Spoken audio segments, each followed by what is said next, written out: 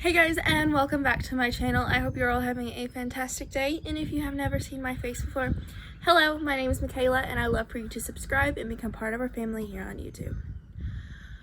So for today's video, I thought I would do something that I've been seeing popping up from other college students. It's the What I Wish I Knew Before College video.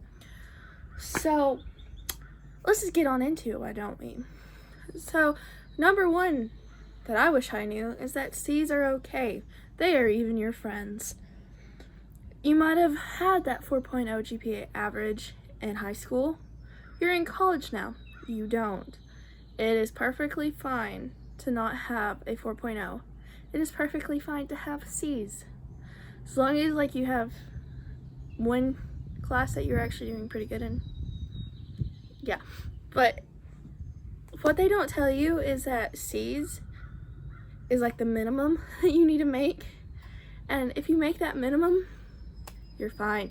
Like, I say minimum, but there's still D's and F's. I don't want to say never, but I don't want to make anything lower than a C, because if I do, then I lose my financial aid and stuff. But C's are okay because you get to keep your financial aid, you get to do everything the way you're supposed to, and you are fine that way. Just, they never told us that in high school. They're always like, in college it's gonna be that. Don't get me started. But they always were like, you gotta make the best grades, you gotta do this, you gotta do that, and I'm like, okay, I believe you. Get to college, it's not that way. You don't have to make an A. If you don't understand and you pull a C somehow, you are doing just fine. So C's, best friends, love C's.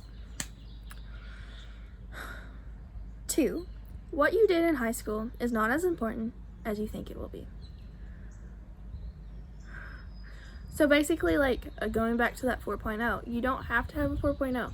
I mean, yeah, it'll help you get into a good college, but once you get to that college, you're not going to keep that 4.0 unless you're just a genius. And also, you might have been a star quarterback. You're not going to be in college, more than likely. You might have played all the sports. Nobody cares. The wind's blowing and it's really fun. Nobody cares. When you get to college, they don't care who your mom is, they don't care who your dad is, they don't care who your siblings are. You're there, okay? High school doesn't mean anything. Like, the friends you have in high school more than likely aren't going to be going to the same college. More than likely, you're not going to see them much after high school. And that's okay. High school, once you get to college, really doesn't mean anything anymore. It just helped you to get into college, but now you're there, so college is what's the big important part. Number 3, it's okay to not know what you want to do. So, I'm in the education field, but there for a while, I didn't know if I wanted to be an animal scientist or what. And I say animal scientist because, I didn't want to be a vet, but I wanted to do stuff with animals and animal science, and so I would have been an animal scientist, yeah, but now I'm in the education field, and I was dead set on being a vet and being an animal scientist until senior year. Dead set. As soon as senior year came around, decided I didn't want to do that anymore. I wanted to be a teacher. So now I'm in the education field. It might change again. I'm really hoping not. I'm pretty sure that I want to be a teacher now, but unless, YouTube takes off. Please take off. But yeah, so it's okay not to know what you want to do. I mean, you should try to narrow it down, but it's okay not to. I'm feeling at high school, they're like, program of study, what do you want to do? Blah, blah, blah, blah, blah, blah, blah. And now you're here, in college, and they're like, so this is what your major is. Are you sure that's what you want to do? Take a little bit, think about it. High school, they were just like, what do you want to do? And big mess. So number 4, not living in dorms and staying at home and commuting is perfectly fine.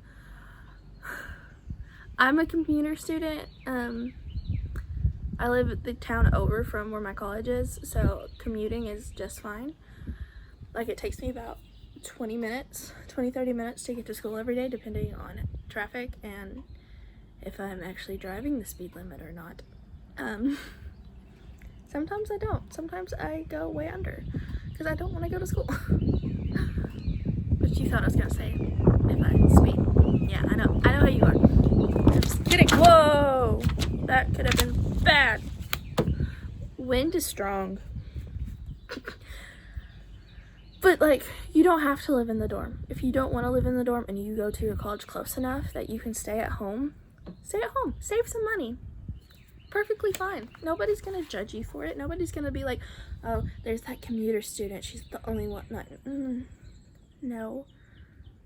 No. Commuting from your house that you've lived in your entire life actually is a little bit easier than living in a dorm. Because I talked to a friend who actually lives in the dorm, and she lives a town over like I do, but her town is still a little, she lives on the outskirts of that town, so she has to go through that town and then get to the college. Yeah, it's just so she's like, I kind of wish I had lived in the dorm because it's closer, and for her that works. But I'm like 20 minutes away from my college. Why live in a dorm when you drive 20 minutes? It's 30 minutes. Why live in a dorm when I drive 30 minutes? When I went to high school, I drove 20 minutes. Like, I mean, it makes more sense for me to drive. So, like, if you want to live in a dorm and you live an hour and a half away, but you're still within that range that your college is like, you don't have to live in the dorms if you live this close. But you still want to, that's fine too. You do what makes you happy, what helps you the most. So number 5, this is like the biggest kick that I think needs to be said. It can be as easy or as hard as you want it to be. So I say that like, it's still gonna be hard, like the work's gonna be hard, but you make it easier or harder. So like, say you have a Tuesday, Thursday class. You are assigned 20 problems of math on that Thursday that are due that next Tuesday. Instead of waiting until Monday to do them, you go home, you work the first 5, and then the next day you work another 5, and then you're done. And you don't have all 20 to do on a Monday when everything else is due. Like, you work on it when you first get it. You don't have to finish it when you first get it, but when you start it, keep going. Don't stop. Like, I mean, you don't have to do it all in one sitting, but if you can, do it. But if you can't, like, it's fun. I wish I had known that. Like, I mean, I did know that, like, to not procrastinate, but, like, I had so much other stuff that I would forget and push stuff to the back, and then I would be scrambling to get it all done before I turned it in. But I'm gonna try this semester not to be that way. So 6, it doesn't need to be your whole life. So school does not have to be the center of your life. Okay? You should be the center. Okay? And I don't say that to be selfish. I say it like, take care of you. Because if you're not taken care of and you don't take care of yourself, then how can you help others? So like, take care of yourself to help take care of others. And if you're focused so much on school, that's not gonna happen. You're gonna start getting into I got into a type of depression. Like, it wasn't like a full-on depression, blah blah blah, but it was kind of like, oh, school, like, I didn't want to go, like, because it was like every turn, school. That's all I saw. But whenever I realized, like, yes, you're going for your career and you want to make it good, but it doesn't have to be your whole life, I was more, I'm able to actually, like, enjoy school now.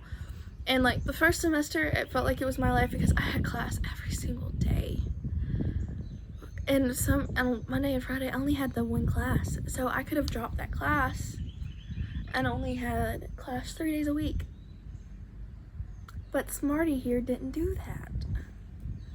I honestly didn't. And But this last semester and the fall semester, I only have 3 classes on campus, then I have an online class, and I think that's gonna help me a lot. I have a online class this summer, which I don't know how I feel about taking a class this summer. Next summer, I'm not doing it.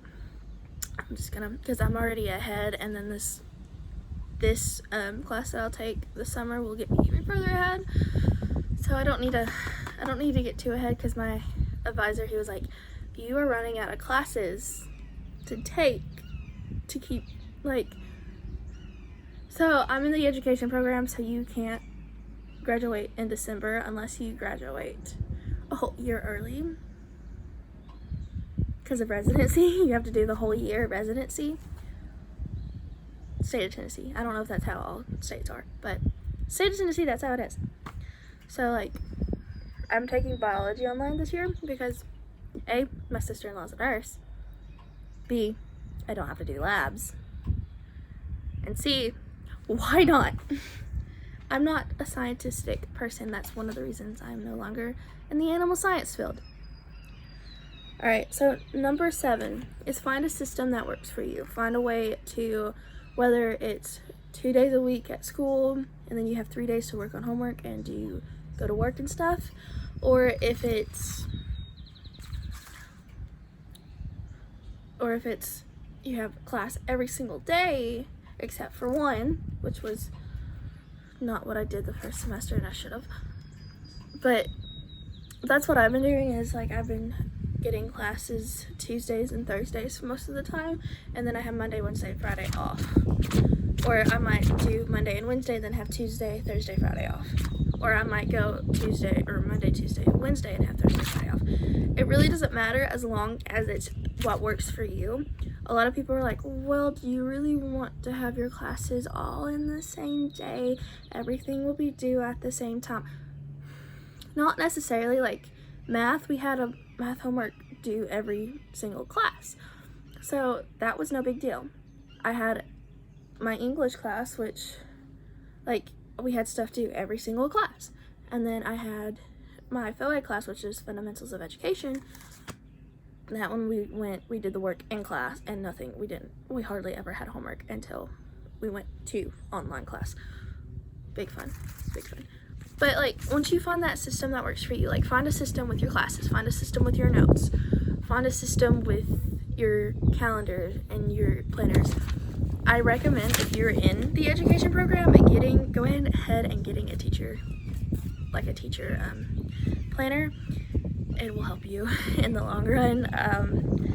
My mom has one, and she was gifted one from her school, and so she gave it to me. So that's the one I use, and oh my goodness, the spaces are so big, but it's so much easier to use, and I don't know, it's just the system I use.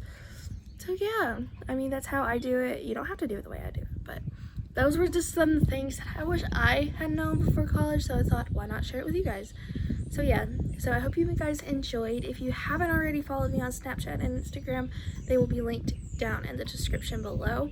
Also, we are trying to get to 300 subscribers, so if you're not subscribed, please do that and help us get to our goal. Once we get there, we will have a subscriber giveaway, so please please help us get there, and you will have to be a subscriber to be entered into the giveaway. So yeah. Also, make sure you like this video and comment what you wish you had known before you went to college, or what you're thankful that you do know before you go off to college. So, okay, so until next time, guys, bye.